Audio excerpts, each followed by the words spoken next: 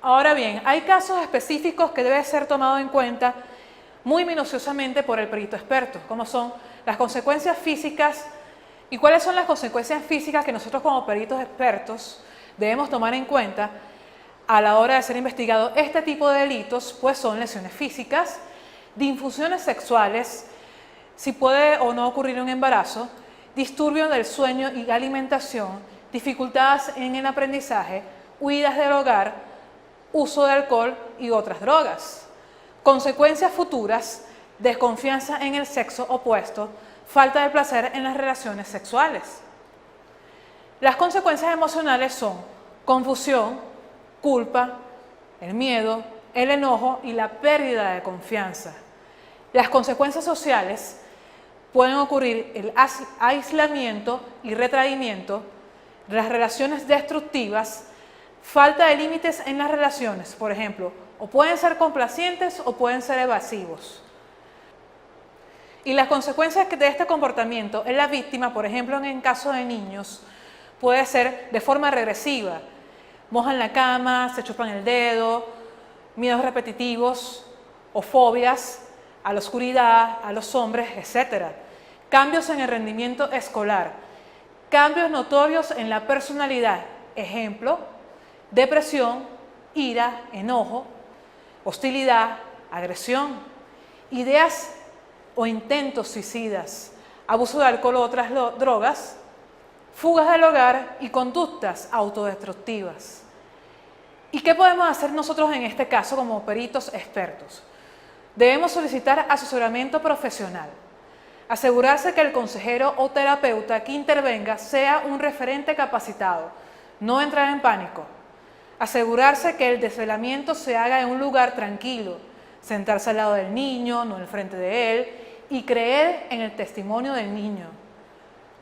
¿Y qué debemos investigar nosotros en este caso como peritos expertos? La precisión de la memoria del niño, la capacidad para diferenciar la fantasía de la realidad, su vulnerabilidad a la sugestión. Sabemos por experiencia que los niños son muy sugestionados o pueden ser muy sugestionados por adultos. Depende mucho de la experiencia del profesional actuante para que el menor pueda recordar, resistir a la sugestión de algunos adultos y proporcionar un testimonio creíble en relación al abuso. En este caso, nosotros como peritos expertos debemos especificarnos nuevamente o centrarnos en la mentira, ya que esta mentira es una modalidad de defensa común sociocultural aprendida en un contexto de inclusión, al que puede un niño en su inmediatez, por ejemplo, decir yo no hice eso, como para salvarse de una situación de reprobación de un hecho delictivo. No existe elaboración intelectual ni elección de modalidad, es espontáneo e inmediato.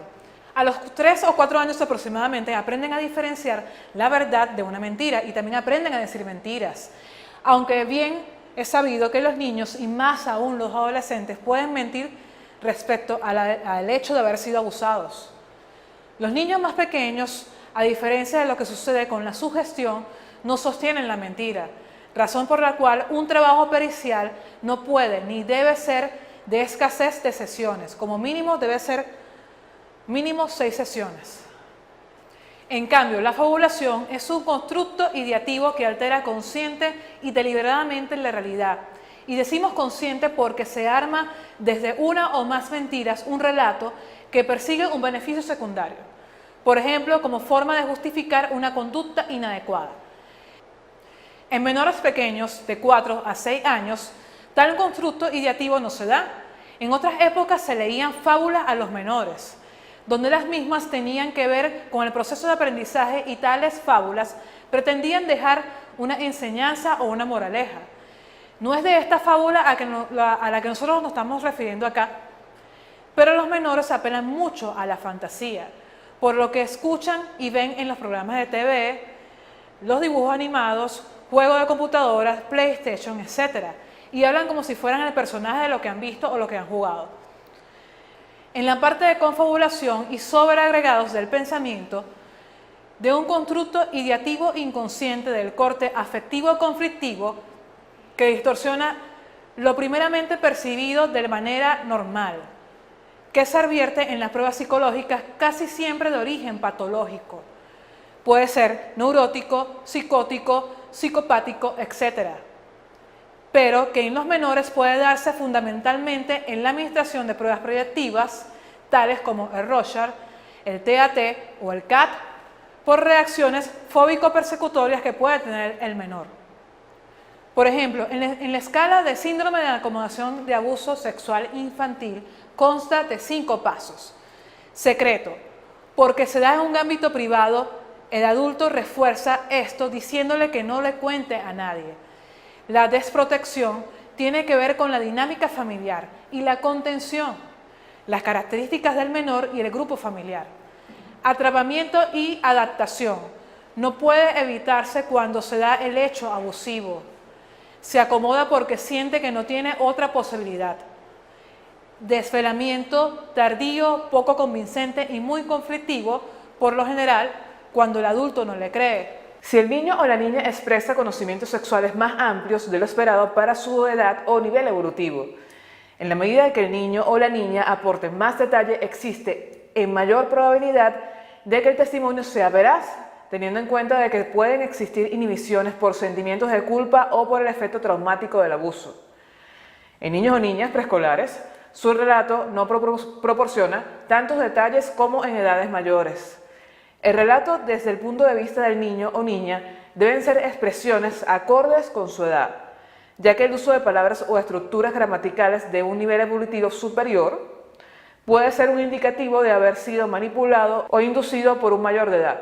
Luego de la recolección de todos los datos, si estos datos recogidos son consistentes o no respecto a una posible historia del abuso sexual, contamos también con la pericia del abusador, haciendo más fácil la investigación y pudiendo observar la aparición de indicadores abusivos en el imputado.